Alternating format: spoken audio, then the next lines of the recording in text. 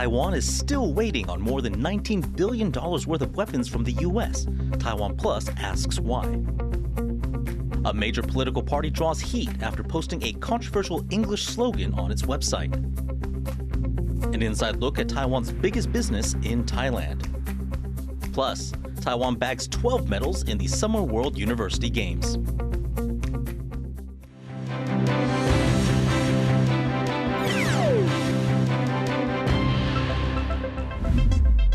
Hello and welcome to Taiwan Plus News. I'm Eric Gao. Taiwan's cabinet has proposed a bigger defense budget for next year. The budget would total $14 billion, an increase of 7.5% from 2023. This draft proposal will be sent to lawmakers for review in August. Aside from the standard defense budget, there are also two special budgets meant to improve the military's air and sea strike capabilities and to improve fighter jets. Each of those are worth roughly $1.5 billion. Taiwan's Vice Premier Tseng highlighted the push for Taiwan to build up its own self-defense capabilities. 台湾需要增加国防的力量，才有和平的筹码，才能够展现我们保护自己的决心，努力地实现国防自主。 The budget proposal comes soon after the U.S. approved an arms sale to Taiwan worth more than $345 million. But Taiwan is still waiting for more than $19 billion worth of weapons. Well, to find out why it's taking so long, Jaime Ocon spoke to Raymond Guo, a security analyst from the RAND Corporation. This recent arms sale to Taiwan is supposedly the first time that the U.S. is taking from existing stockpiles. What does that mean? What difference does that make compared to past sales? Typically, what Taiwan's gotten has been just arms sales. So the U.S. says, hey, here's a list of stuff that you have that we're willing to offer to you. And then Taiwan will fork over the money in advance usually. And then the United States their factories will get to start producing these things. As they're produced, they're then shipped over. So this takes a while, right? Like, signing the contract, negotiating the contract, then actually producing it. All this stuff takes a long time. And I think it's at least like 3.5 years for a fighter jet. But if you're going from existing stockpiles, like the United States is doing with Ukraine, well, it's already built, right? We're just going to crate it up in a box and ship it on over. So that's an extremely efficient and fast way to do things, so long as Taiwan has the money. This sale was worth about $345 million, but there's still $19 billion worth of weapons and equipment that's delayed. And some of these systems were purchased in 2019. Can you explain the current situation and why these systems are delayed? There's a lot of competition for U.S. military resources. So, you've got Israel, Saudi Arabia, Egypt, other major purchasers who want, to some extent, similar things as what Taiwan wants. But the big issue is this. At the end of the Cold War, the United States reaped a peace dividend. We are no longer have to maintain as big of a military, and especially a defense industrial base, to create these weapons on the fly and is in high quantities. But as we see that territorial aggression, great power conflict, and even minor power conflict are back on the table, that kind of disinvestment or kind of atrophying of the defense industrial base, that's the major issue. The U.S. just can't produce as many weapons as it used to, and as many weapons and ammunition in particular as modern warfare requires. So we're seeing this in the case of Ukraine. We're also seeing this in the case of Taiwan. Taiwan has been boosting its domestic defense industry, but given this delay, is there anything that Taiwan can do to kind of manage the situation and beef up its own arsenal while it waits for these weapons? One big issue is that you need to know how to use the weapons you get or that you produce. And so there's a lot of hardware stuff, right? But there's also a lot of software stuff that is just as important. Do the soldiers know how to use the weapon? I think the Hong Kong exercises that have just been completed were kind of a good example of that. They were training soldiers and having them demonstrate their uses of javelin missiles, for example. So great, as more javelins come online, they can be paired up with the soldiers who know how to train them. But this can be done at a much wider scale. That was Jaime Ocon speaking with Raymond Guo, a security analyst with the RAND Corporation. U.S. cybersecurity experts are hunting for suspected Chinese malware that they say could affect military operations. That's according to a report from the New York Times.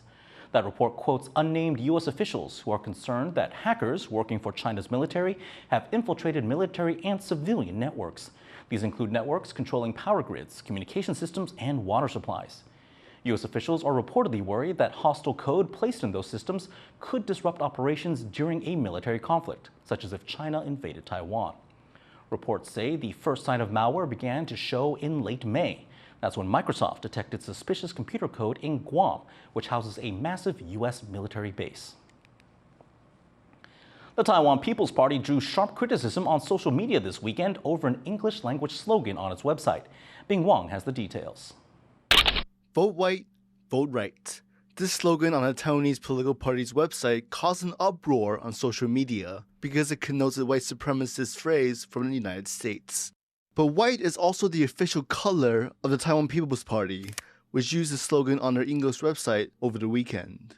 Aiming to break the country's two-party system and establish itself as a third force, the Taiwan Peoples Party has been using the color white in its branding since it launched in 2019. The ruling Democratic Progressive Party, or DPP, uses green, and the opposition Kuomintang, or KMT, is identified in blue. For the sake of their PR and the sake of their marketing and how do they present themselves as different from the DPP and the KMT, is they've leaned into this slogan of being white as opposed to blue and green, the idea being that they are different or above or separate from Taiwan's typical blue-green politics.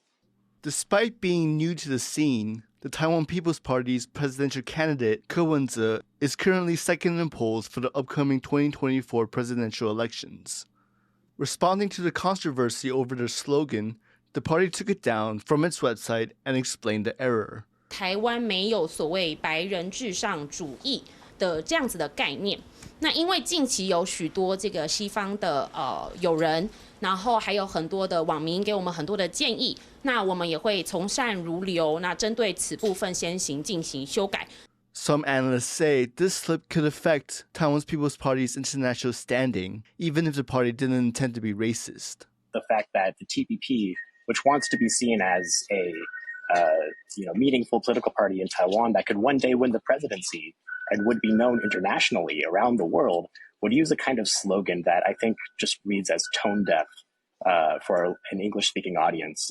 Taiwan People's Party officials say that they will be more vigilant with language in the future. With the 2024 presidential elections just 5 months away, party officials are hoping this mistake won't affect their chances or their standing with English-speaking Taiwan-friendly countries.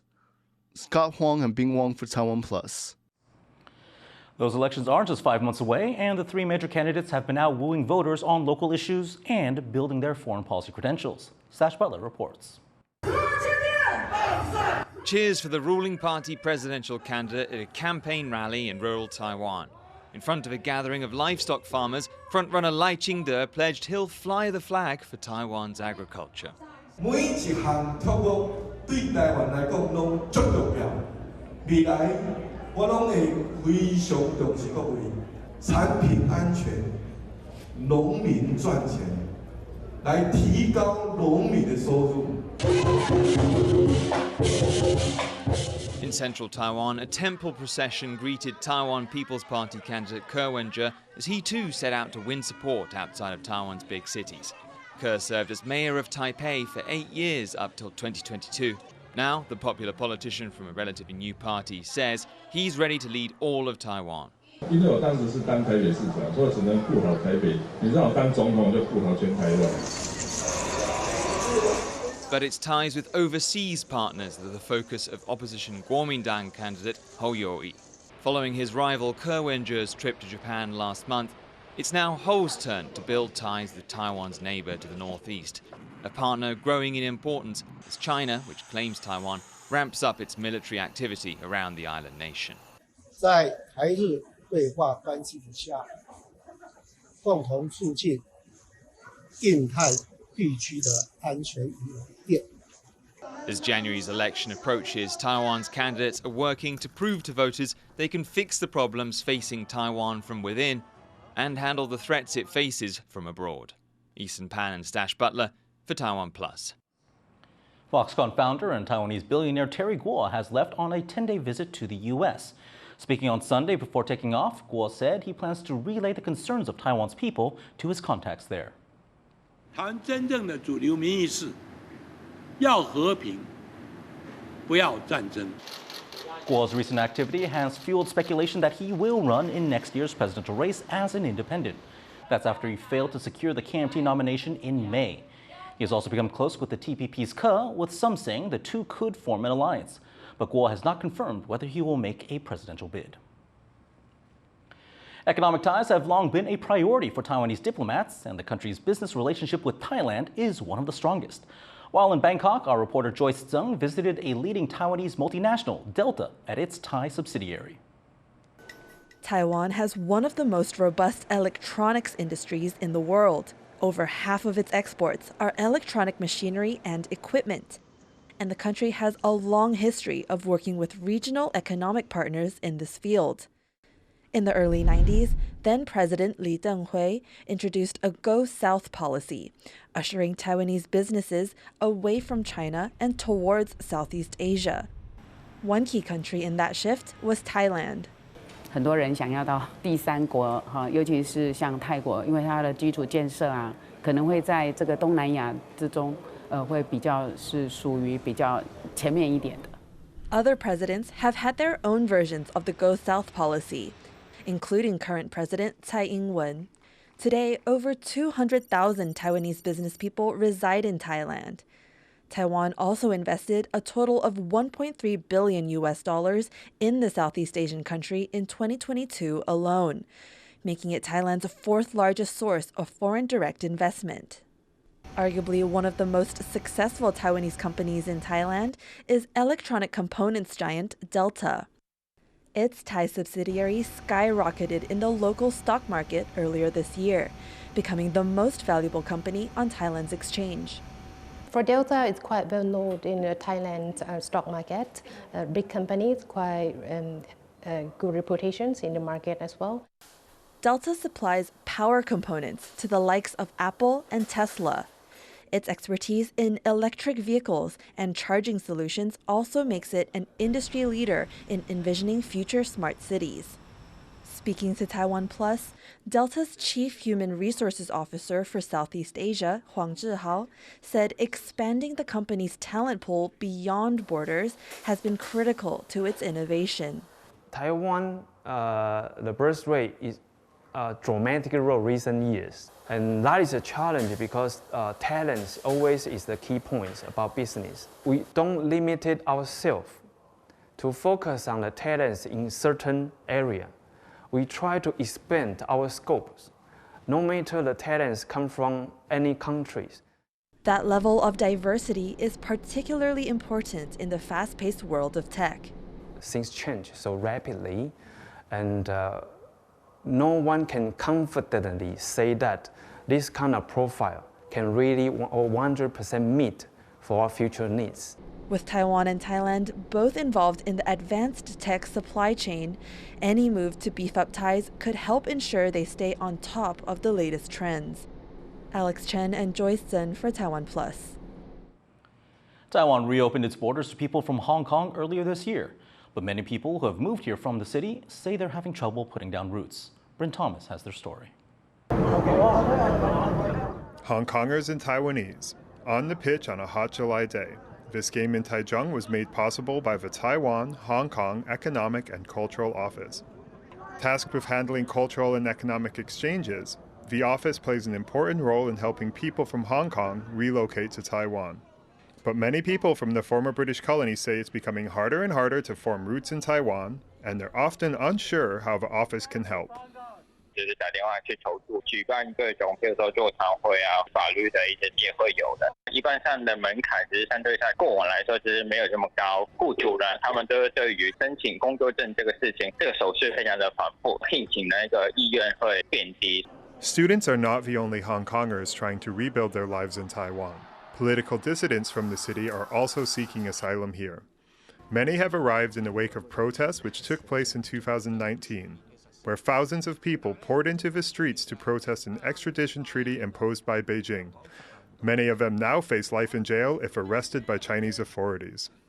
That crackdown has led to calls for the Taiwanese office to do more, but letting people from Hong Kong into Taiwan is not so straightforward.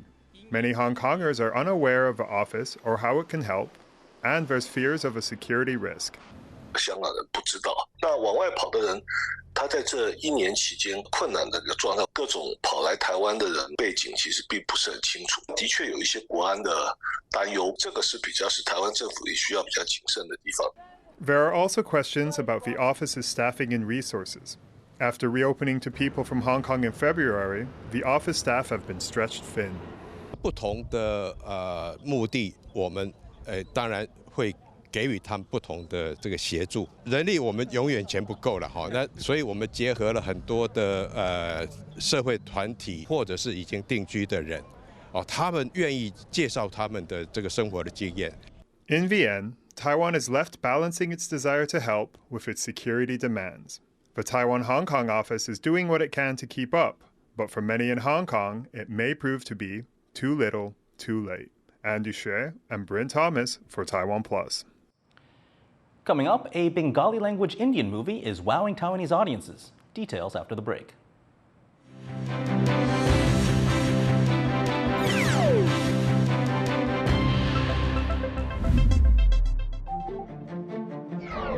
Hello and welcome to Taiwan Talks. I'm Ian Kavat. Today we examine China's engagement with Africa. So, unfortunately, this very aggressive form of cultural revolution-like politics in China seems to be moving forward in this modern era.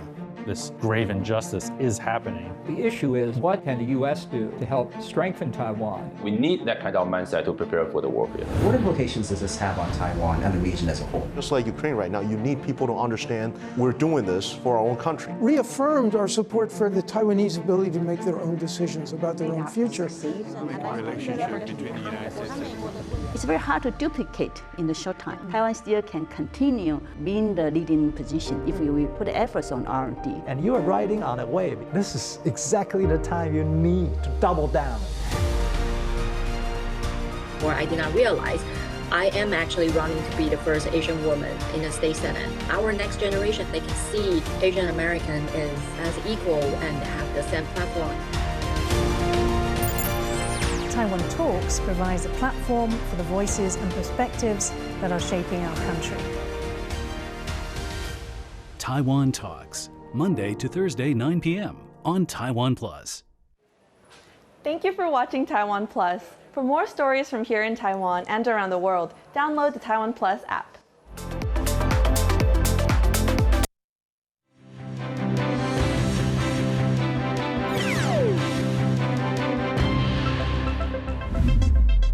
Welcome back. You're watching Taiwan Plus News. Lawmakers have passed new rules to crack down on sexual harassment in the workplace. The amendments require employers to report any harassment cases to government authorities. They also make it easier for victims to appeal investigation results and raise maximum fines for perpetrators to $30,000. The new rules are in response to Taiwan's Me Too movement, which has seen hundreds of people speaking out against alleged offenders. Related amendments have already been passed for schools. Nearly 1,000 residents of Tainan in southern Taiwan have protested plans to build a new garbage incinerator in their city. The plan is to replace an older incinerator that needs to go offline for repairs in 2026. 13 neighborhoods have petitioned against the plan. Residents say they've had enough of air pollution, much of it from a nearby industrial park.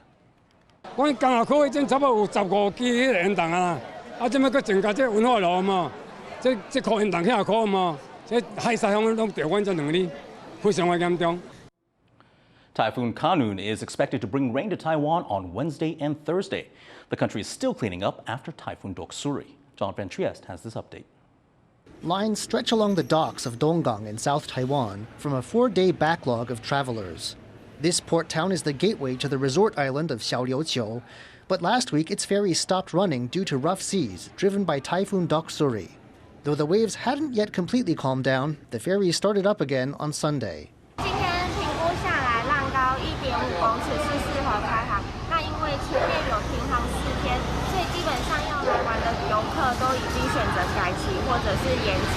But it's unclear how long they'll keep running for. As Taiwan and its outlying islands clean up the aftermath of Dostoji, a new storm is brewing. Typhoon Kanun is expected to pass north of Taiwan, not making landfall, but close enough to bring more rough weather. Forecasters expect the storm will come closest on Wednesday before curving off north towards Japan. 受到这个台风的外围环流的影响，所以在周二的话，主要的雨区主要是在偏向在北部地区，然后再来是南部地区。It means Taiwan can expect another week of high seas, strong winds, and heavy downpours. John Su and John Van Trieste for TaiwanPlus. Meanwhile, tens of thousands of people have been evacuated from their homes in Beijing amid heavy flooding from what's left of Typhoon Dostoji. Dostoji slipped past Taiwan's southern tip last Thursday before raking a path north across China. It's no longer a typhoon, but the tropical depression has still brought torrential rain to China's capital. One Beijing district has recorded more than half a meter of rainfall in less than 2 days. In neighboring Hebei province, authorities say one person is missing after a bridge collapsed. With rescue efforts still underway, attention is already turning to Typhoon Kanun, now gathering strength off China's east coast. Concerns are rising in the region as Japan prepares to release wastewater from its damaged Fukushima nuclear power plant. Rick Glauert reports. Sushi chef Katsuyuki Tanioka runs an upscale restaurant in Beijing, but he's fearful for the future after the Chinese government increased checks on imports from Japan. 今回、私たちにとって一番大変なのは、日本から、放射能の処理水ですね。あれを開放するということで、今、中国の税関から、海鮮が非常に通関するのに時間がかかるということで、今日本の海鮮類を全く購入できないという状況を迎えています。Behind China's moves are concerns around Japan's plan to dump nuclear wastewater from the Fukushima power plant into the sea. The nuclear power plant was damaged in a 2011 tsunami. Posts on Chinese social media have encouraged consumers to boycott Japanese food. Tanioka says his customers have plummeted by 90%.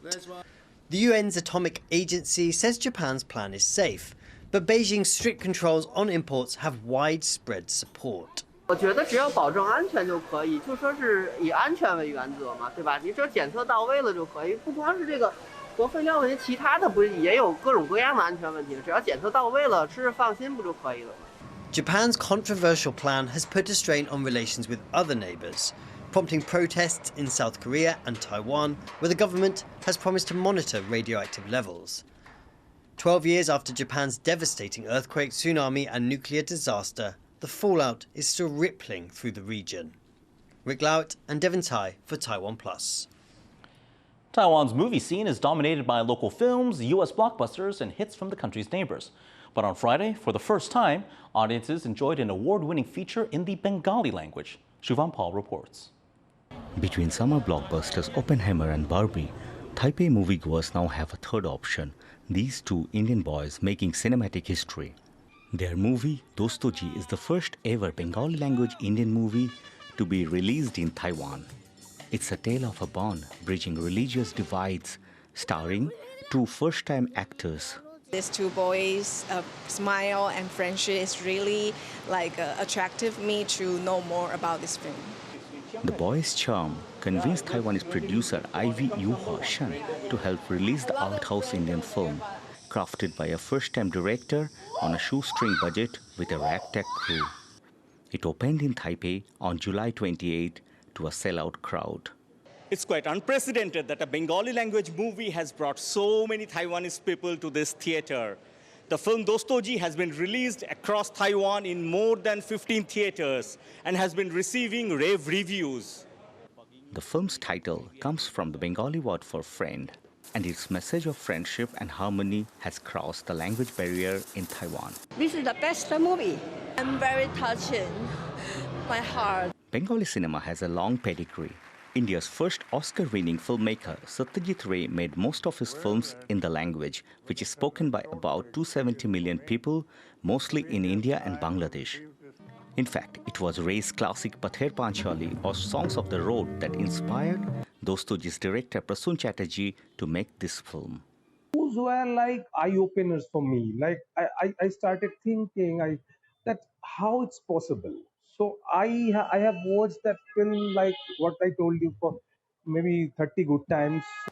Like Ray's masterpiece, Chatterjee's debut movie has also won international recognition.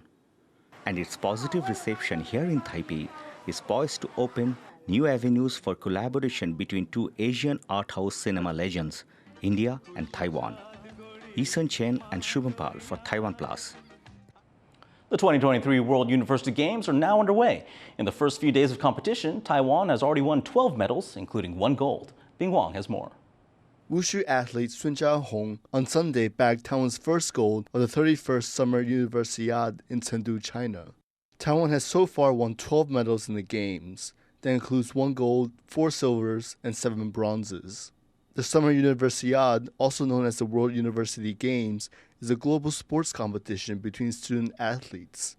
This year, 120 countries are attending. Athletes are competing across 260 events in 18 sports. They involve sports such as archery, swimming, and basketball. The Games will continue until August 8th. Taiwanese athletes are hopeful they can bring back even more medals before the Games are over. Patrick Chen and Bing Wang for TaiwanPlus. Bird watchers in central Taiwan have spotted a parade of 15 greater painted snipe chicks led by a single male. These birds are polyandrous, meaning they have multiple male partners who take care of the young. Experts say male snipes will take the chicks of other males they defeat in a fight, and this group may be a parade of trophies for this snipe daddy. Thank you for watching TaiwanPlus News. Remember to download the TaiwanPlus app for more stories from Taiwan and around the world. Finally, check out these amazing shots from the inaugural Big Air Windfoil World Championships off Gran Canaria. I'm Eric Gao. Take care and see you next time.